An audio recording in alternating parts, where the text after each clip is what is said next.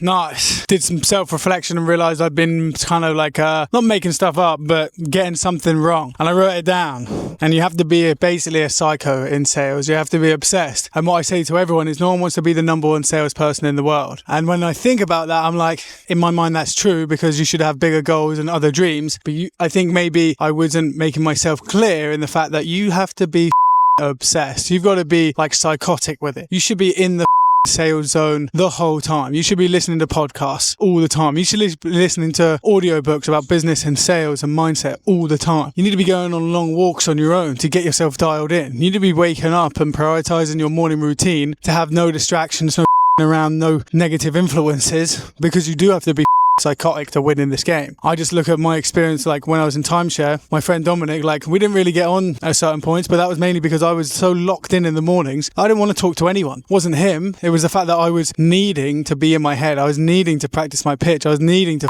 put everything together in my head so I could visualize the win. And I would regard that relentlessly, but maybe my communication skills weren't great and didn't let him know that, but we live and we learn. Then when I was SDR manager at Lead Forensics, all the time I'd be upskilling, I'll be listening. You have to be obsessed. And again, this is where maybe my point about you don't want to be the number one salesperson in the world. I would argue that I am in the top 1% of salespeople in the world right now, easily. Like my close rate is 100%, like so far, only 2 calls, but I don't have time really to take too many calls. For me though, I just assume that people know that. And that's something that I need to work on, is assuming that people know what's going on in here and assuming that people have the same level of drive, hunger and ambition that I do. And that's the team that I want to build that have a similar level. And I know that team won't last forever, because if they have a similar level of hunger and ambition as I do, then they will start their own thing and do their own, be on their own trajectory. But when I think about it, I'm like, okay, cool. I need to like reword what I'm saying. It's like, you don't want to be do you want to be the number one salesperson in the world? No. But should you be in the top 1%?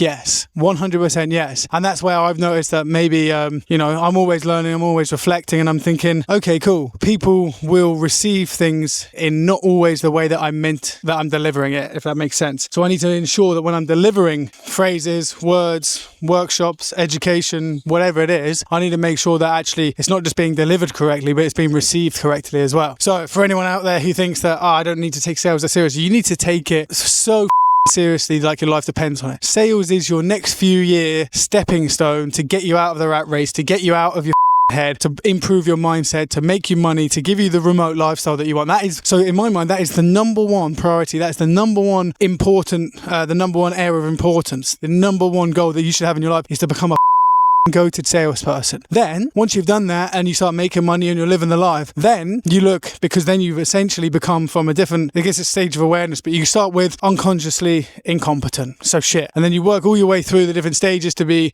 unconsciously competent. Once you're unconsciously competent, so like for me, I don't need a script, I don't really need to think. When I'm getting feedback from people listening to my calls and I'm not even realizing what I'm doing, they're just giving me the feedback because I know it so well. I've been in the game for so long and it's just a natural thing that I'm good at. You layer that on with hard work, with self-education, with reps, and I become a very good salesperson, able to close most people if they're a good fit, right? So leaning on that is I've got to the point now where I can become a marketeer, where I can become more of a face on camera, where I can learn about different things, build different systems and processes and teams, and educate more so, because I've got to that level. So I'm just going to stress this. If your goal is to live more of a remote lifestyle, is to get more sales in your business, is to become a remote closer or appointment setter, the number one thing that you need to focus on right now is becoming a very good salesperson. Let's be very clear, very frank. That is the number one thing that you need to get good at. Great questions, good listening skills, learning about psychology, pattern interruptions, noticing other people's patterns, being able to call people out, knowing objection handles. So many people have no idea how to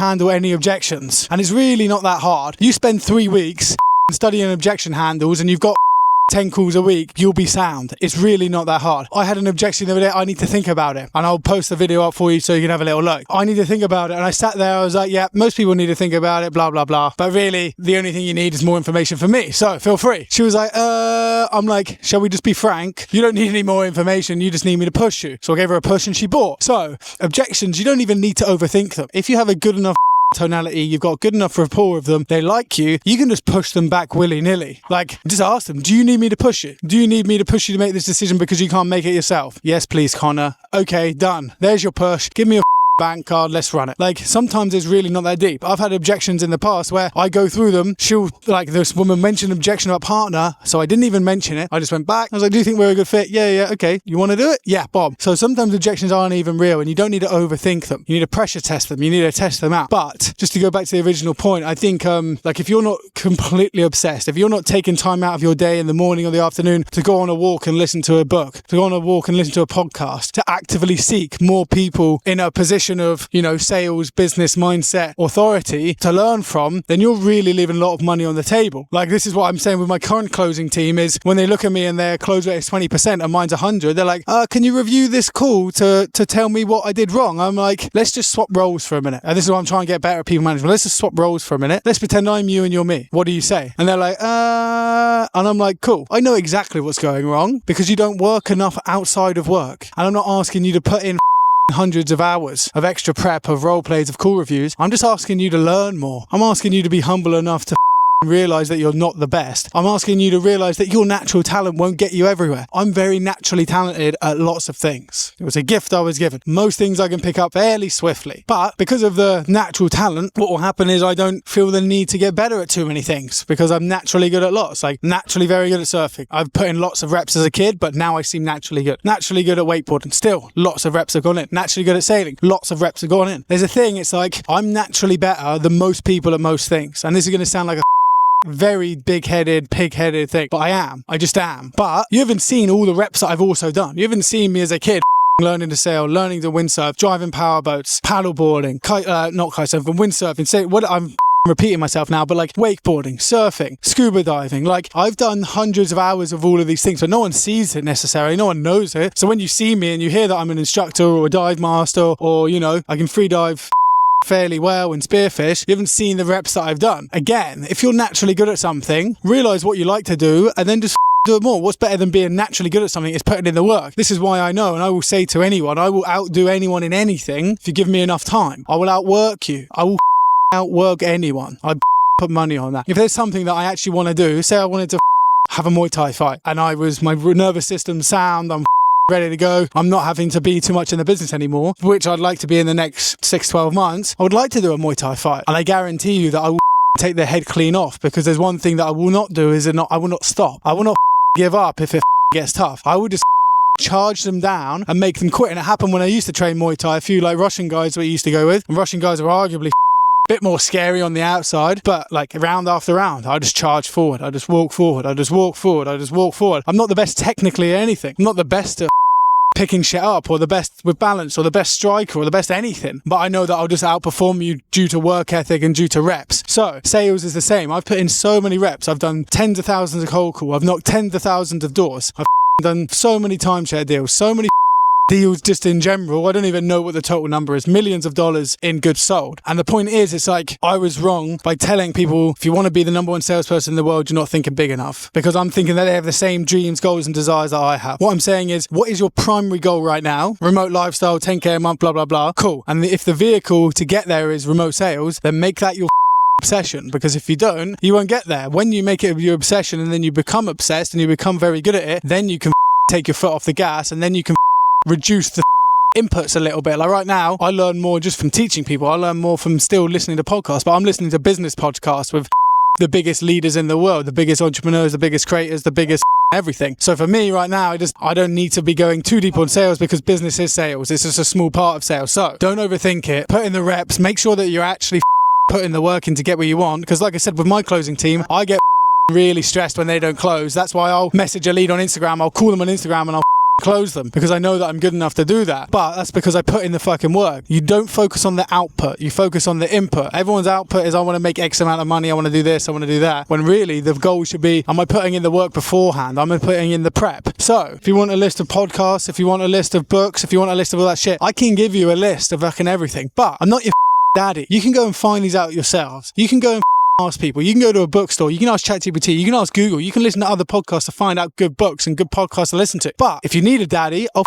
send you my list. And it's not that extensive. It's like 10, 20 of each. But it's like, where's your creative now? So where's your balls? Where's your gusto? Put the pieces together and look back. And yeah, be a psycho, and if you're not putting in the work beforehand, don't expect to get the outcome that you want. Like, I've posted thousands of times before I even get close to the outcome that I want. I've made 20, 30, 40, 50,000 sales calls to get the outcome that I want. I've been in the gym for thousands of hours to get the outcome that I want. Like, again, I think this is very basic stuff, and forgive me if it is, but I don't think that most people know this, and I don't think that people are taking life seriously enough to get it done. So, just to confirm, be a psycho, get obsessed with your craft, become very good, make the money that you need to get yourself out of your 9 to 5, then from there make the money that you need to then build your everything else. Anyway, psycho, obsession, be the best, then you can leverage other stuff because you've done the work. Subscribe, like, comment, all that bullshit. Join Cowboy Clothes if you want. I don't give a At the end of the day, I'm still here. I'm still posting. I'm posting every day on every platform. I'm investing everything I make into more content, into trial reels, into cameras, into trips, into everything, into self-development. Everything's getting paid for. Everything's getting bought. Everything's getting elevated. And if you just want to watch these and do nothing about it yourself, then feel free. You're only adding fuel to my fire. You're only adding time to my watch time. You're only adding views to my counter. I would rather you do it yourself. But if you need me to help you get there, then by all means, use me. But you got to get after it at one point or another, and there's only so much content you can listen to, because at some points what you'll find is you go into the mental masturbation stage where you're like, I listen to so much content, I'm constantly learning, I'm doing all this blah blah blah blah, and then you got to execute, and there's a fine balance. But when you get to that point, at least you've done the hard work before, so when you come to execute, you'll be in a better position. Constantly educate, get after it, have a great day. Love you lots. Connor Weston out.